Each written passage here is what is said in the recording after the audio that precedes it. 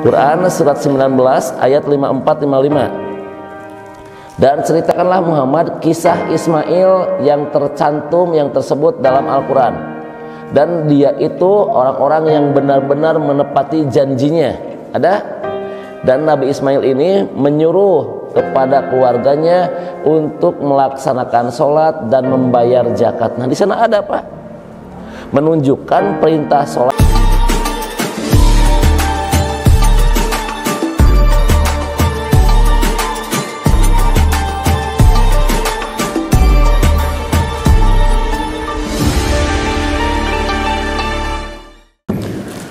Innal hamdalillah nahmaduhu wa nasta'inuhu wa nastaghfiruh wa na'udzu billahi min sururi anfusina wa min sayyiati a'malina may yahdihillahu fala mudhillalah wa may yudlil fala hadiyalah. Asyhadu an la ilaha illallah wahdahu la syarikalah wa asyhadu anna Muhammadan abduhu wa rasuluh, amma ba'du.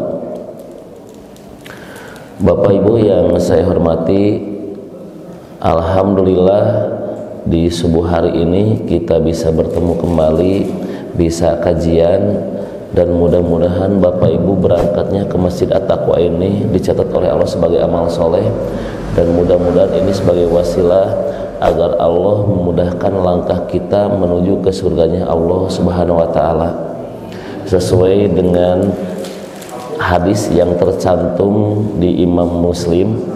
Barang siapa yang menempuh jalan untuk mencari ilmu, maka Allah akan mempermudah jalan menuju ke surga, Ibu ya. Nah, apabila kita suatu saat nanti dipanggil oleh Allah dan ini sudah terjadi kiamat, maka amal pertama yang akan dihisab itu adalah sholat, Bu ya. Nah, apabila sholatnya benar, maka tentu amal yang lainnya pun akan benar. Namun apabila amal sholatnya rusak, maka tentu amal yang lainnya pun akan rusak. Jadi barometer seseorang itu ditinjau dari sholat. Namun tidak sedikit umat Islam tidak mengetahui asal usulnya sholat, Pak. Apabila kita lihat dari sejarah, Pak, sejarahnya rukun Islam itu tidak ada satupun nabi yang tidak membawa pesan, kecuali itu pesan berisi tentang keesaan Allah. Seorang lagi, Pak, tidak ada satupun nabi yang diutus oleh Allah atau rasul diutus oleh Allah, melainkan itu rasul semuanya membawa pesan, yaitu mengesahkan Allah. Dan rantai ini tidak boleh putus, Pak. Nah, kalau suatu saat putus, maka bisa dipastikan nabi tersebut adalah palsu, karena pesan yang disampaikan oleh para nabi dan rasul adalah qul huwallahu ahad. Bapak Ibu kalau mau penelitian Quran silahkan cek. Dari mulai Nabi Nuh mengatakan kepada umatnya, wahai kaumku, sembahlah Allah dan jangan kau menyembah selain Allah. Itu qul huwallahu ahad. Kemudian Bapak Ibu tengok lagi Nabi Hud. Itu dimulai dari surat 7, Ibu. Nanti Ibu cek sendiri di rumah. Quran surat 7 ayatnya dari mulai 59. 59 itu lagi berbicara mengenai kaum Nuh, 65-nya berbicara kaum Hud.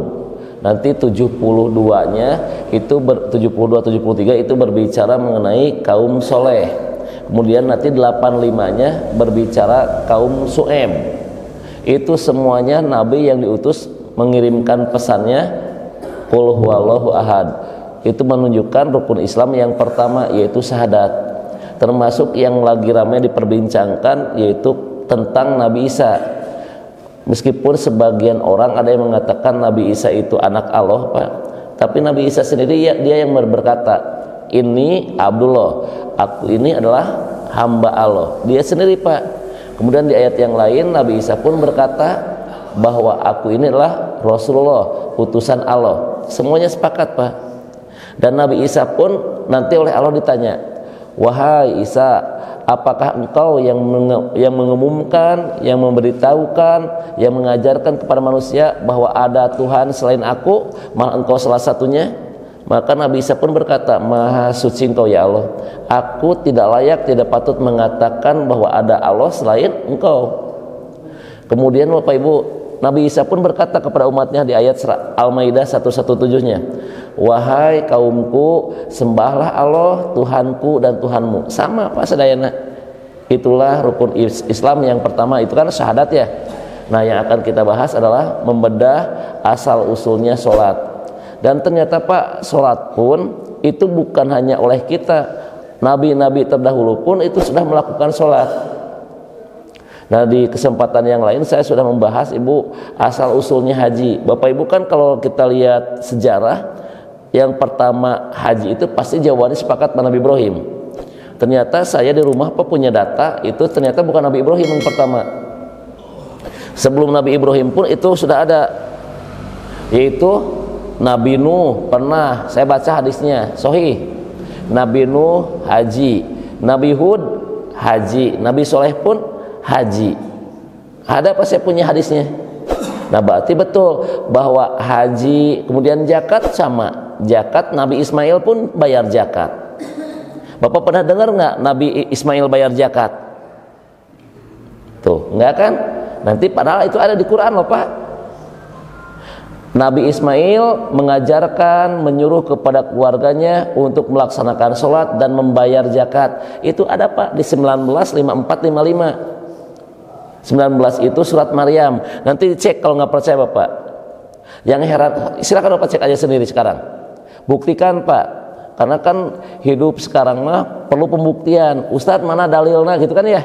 Ustadz mana dalilnya? Dulu nggak pernah nanya Pak. Waktu saya kecil itu nggak pernah nanya ke ustadznya. Ustadz ayat sabaraha, Ustadz ayat Quran suratnya berapa? Tidak Pak. Untuk saat ini mah semuanya ditanyakan. Ada?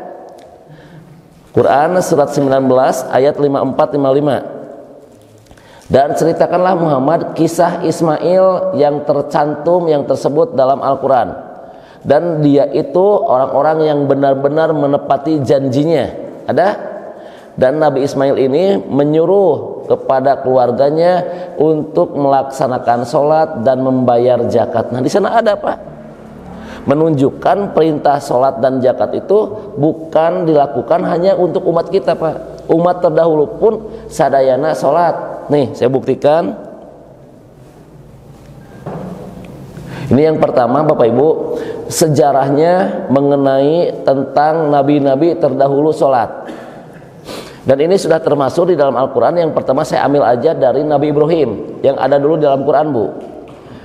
Quran suratnya ke-14 ayatnya 37. Ini kasusnya atau ceritanya ketika Nabi Ibrahim menyimpan istri dan anaknya di Mekah. Dulu saya udah bercerita ke ibu-ibu, Nabi Ibrahim teh orang Palestina, orang Mekah Bu? Iya, orang Irak Bu ya. Bu ya. Orang mana Bu? Bu. Nabi Ibrahim teh orang Palestina, orang Mekah Bu? Orang Irak ya Bu ya. Orang mana Pak? Nabi Ibrahim teh orang Palestina, orang Mekah Bu? Orang Irak Bu ya. Orang mana Bu? Nabi Ibrahim teh orang Palestina, orang Mekah? Orang Irak ya. Orang Irak Pak, Babilonia. Saya baca dari sejarahnya itu dari orang Kaldaniun, Kaldera. Nah kemudian Bu, nikahna kapungkur terus dijelaskan ya, nikahna Nabi Ibrahim teh 2 atau 3 istri nanti Bu? Bu, istri Nabi Ibrahim teh 2 atau 3? Iya 4 ya. 4 punya tuh, salah wae punya. 4. Nuka hiji Sarah, nuka 2 Hajar, yang ketiga Kentura, yang keempat Hajun. Anak Ibrahim teh 2 atau 3? Bu, anak Nabi Ibrahim teh 2 atau 3? 13 ya. Kumaha atunya Pak? Sarah 1 bernama Ishak, Hajar 1 bernama Ismail, Kenturah 6, Hajun 5. Total berapa Pak? 13. Yang Allah abadikan di Quran 2. Tak itu atuh Pak. Saya nanya ke Bapak Ibu turunan di mana Bu? Bapak Ibu keturunannya dari mana? Pasti Adam, kabeh gitu ya, Adam Pak. Caidan mati Darwin ya. Bapak Ibu di mana Bu? Ternyata ketika saya bahas sejarahnya, kita itu keturunan dari istri nomor 3 dari Kenturah. Makanya dari Kenturah itu tidak ada satupun yang menjadi nabi. Makanya Indonesia mah teu jadi nabi, aya ge nu ngaku-ngaku nabi. Itu pas saya baca, kalau Hajar nanti keturunannya itu Arab Pak. Kalau Sarah itu Bani Israel nantinya. Nah Bapak Ibu, ketika Nabi Ibrahim nikah dengan Sarah, pan dulu udah diceritakan di sini. Nabi Ibrahim teh pan nikah dengan Sarah mah diceritakan geulis Pak, cantik sampai tua. Mun aya istri geulis nepi ka kolot naon Bu? Awet rajet ya. Ibu naon Bu? Awet kolot. Pak gelis, saya baca lagi, emang ada apa Pak dengan Sarah? Saya baca, kenapa Sarah itu rahasianya awet muda? Di dalam sejarah diceritakan karena Sarah mah teu pernah ngamuk ka carogena. Ini Sarah mah tidak pernah marah-marah ke suaminya. Ada penelitian, apabila ada perempuan marah 1 kali aja ke suaminya, maka dia sudah mengeluarkan vitamin C sebanyak 50 keranjang jeruk. Lamun sakaranjang na 10 berarti 50 kali 10 berarti 500 jeruk. Kartos Pak, Bapak tahu kan, Ibu tahu bahwa fungsinya jeruk naon Bu? Vitamin C. Tahu nggak fungsi vitamin C dalam tubuh?